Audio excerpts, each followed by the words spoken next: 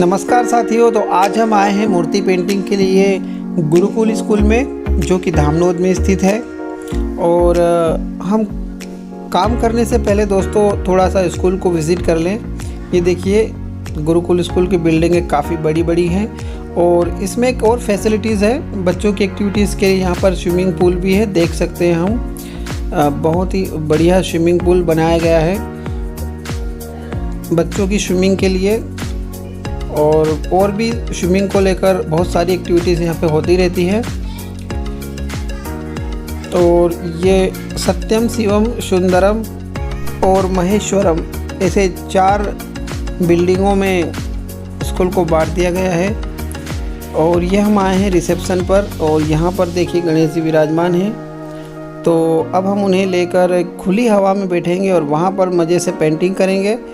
तो दोस्तों ये है पीतल की मूर्ति, और इस पर कलर की बात करें तो हम ऑयल पेंट यूज़ करेंगे और वाटर बेस्ड कलर भी यूज़ करेंगे। देखिए ये है एक्रिलिक कलर्स पर्ल में, यानी ये मेटलिक कलर जैसे होते हैं, इसको हम पर्ल कलर बोलेंगे। तो आप कोई भी पेंट शॉप से ख़रीद सकते हैं। और ये ऑयल पेंट एशियन कंपनी का है दोस्तों। ये देखिए आप पढ़ सकते हैं, एशियन में पोलाइट। आप चाहें तो पूरा ऑयल पेंट भी यूज़ कर सकते हैं पूरी मूर्ति के ऊपर, और आप चाहें तो मैट्रिक कलर भी यूज़ कर सकते हैं। लेकिन मैट्रिक कलर में क्या है कि जैसे हम आंखें बनाते हैं, जैसे कोई भी लाइनिंग वाली चीज़ होती है, तो वो हम नहीं कर सकते, क्योंकि वो बहुत गाढ़ा कलर होता है, थिक कलर होता है, तो उसमें हम पॉइंट नहीं बना सकते। इसलिए मैट्रिक जो कलर होता है उसे हम वस्त्रों में ज़्यादातर यूज़ कर सकते हैं। मुकुट के ऊपर, गहनों के ऊपर, वस्त्रों के ऊपर हम इसका यूज़ कर सकते हैं। और इसमें जो लाइनिंग वाली जो चीज़ होती है उसमें हम ऑयल पेंट का यूज़ करेंगे।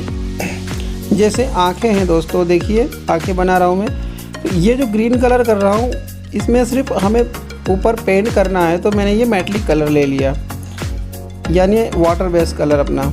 और साइडिंग के लिए भी, और जो आँखें में जो ब्लैक कलर है ये अपना ऑयल पेंट कलर है, ब्लैक कलर, क्योंकि इसमें हमें लाइनिंग बनानी है। वो ऑयल पेंट क्या पतला होता है और इससे हमारे ब्रश का पॉइंट अच्छा बनता है। लेकिन अगर हम दोनों कलर का यूज़ करते हैं, ऑयल पेंट भी और मेटलिक कलर भी, यानी पर्ल कलर, तो मूर्ति में और भी ज़्यादा सुंदरता बढ़ जाती है।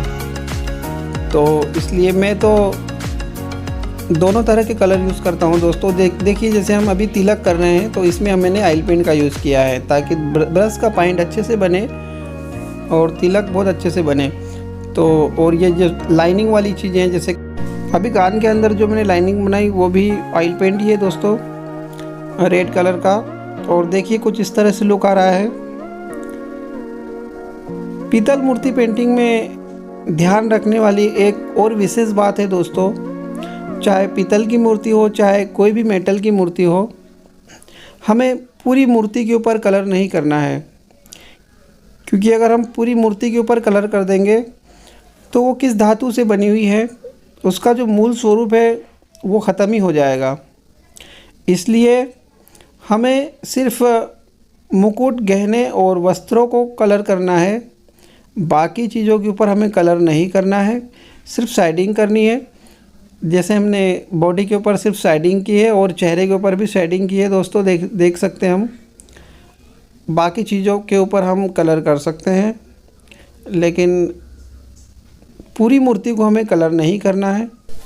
तो हम देख सकते हैं मूर्ति लगभग कलर होके कंप्लीट है दोस्तों, बस फाइनल टच चल रहा है उसके ऊपर।